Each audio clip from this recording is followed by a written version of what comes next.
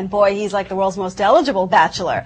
And now he has broken up with his longtime girlfriend and is hanging out with, her name is Florence Brudenell Bruce. She's a lingerie model, right? No surprise there. But guess what, folks? She has a Bollywood connection. Long before she was Prince Harry's new prospect, she was a leading lady for Saif Ali Khan in the movie Love Ajkal. So if you want to spot this fabulous new dish for Prince Harry, all you need to do is watch the movie Love Ajkal.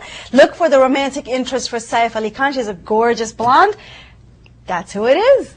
But I know Saif Ali Khan is going around with Katrina Kaif. Well, this is all just Bollywood, but fun stuff. And finally, the world's sexiest woman has been voted Katrina Kaif, right? Wow. Which is nice. A little bit of rivalry in Bollywood once again between her and Deepika Padukone, who won this award last year, right? So Katrina Kaif won it this year.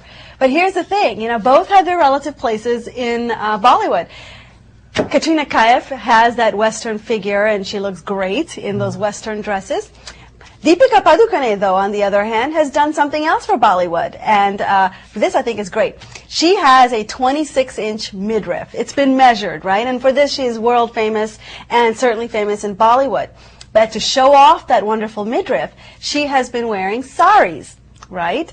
And as a result of that, the sari is making a comeback in India as a fashion statement because of her midriff. I love this story because I'm always a big fan of the sari being promoted everywhere we can promote it. This is kind of a different way to do it, but Bollywood has long since used the sari as a fashion icon, and she's doing it brilliantly. And more than anything else, these women are making an impression. Supreme Court has become the most activist part of the government in India. No way. Yes. They recently sent seven inspectors to a temple, like Indiana Jones when they opened those chambers. You know what they found up there? They found a golden statue of the Hindu god Vishnu, studded with precious gems, a golden rope, a golden bow, and a golden coconut shells were among the most peculiar findings. Included $22 billion worth of gold, currency, and diamonds. Whoa, $22 billion. And this is all hidden in a temple. That's right. And you know why? Because Supreme Courts want to take possession of that. They have also gone as far as to pass the law to say they want to circulate the names of people who have hundreds of billions of dollars in these foreign banks. Supreme Court is the one that is actually doing the governing in that regard instead of the Congress. Are you kidding me? They're doing all of the branches of political power. I mean, they've got enforcement actually going into these temples to look for this stuff. This reminds me, many years ago, I heard about these stories from my parents in the 70s. There were raids in many palaces in my home city, Jaipur, and they took out truckloads upon truckloads of gold from some of these kingdoms where these kings had just basically hoarded piles of this cash and gold. By the way, that was hoarded by the king. It was one of the kings of Kerala. This was his temple. And the family is sitting on the sideline because they're saying, yes, this is ours. We will make sure that that stays here. But there's always a danger to this. Back when Indira Gandhi did it, and she took all that gold from those palaces, she created a lot of bad blood in doing so. And I think this is going to do the same thing.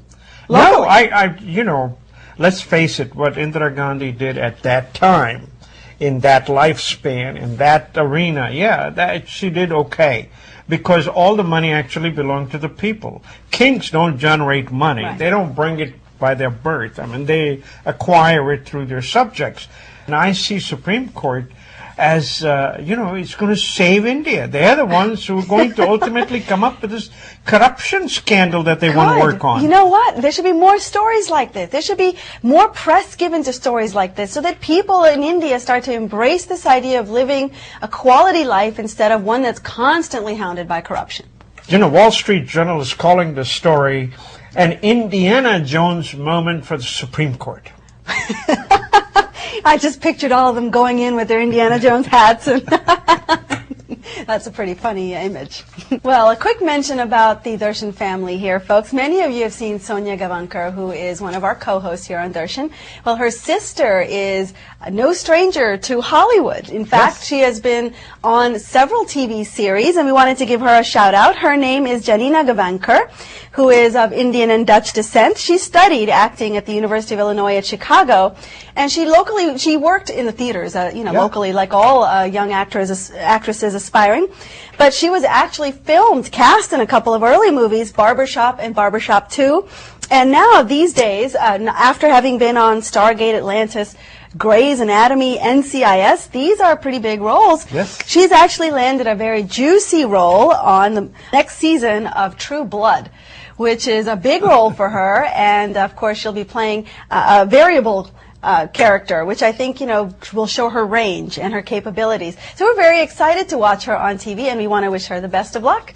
Congratulations to Janina Gavankar, Sonia's sister, I will call her. That's right. You know, why don't we have both sisters here and you talk to them, interview them? I would love that. I think that would be a great idea. We'd love to have you here, and it'd be great for the Indian community to actually meet a young aspiring actress. That's right.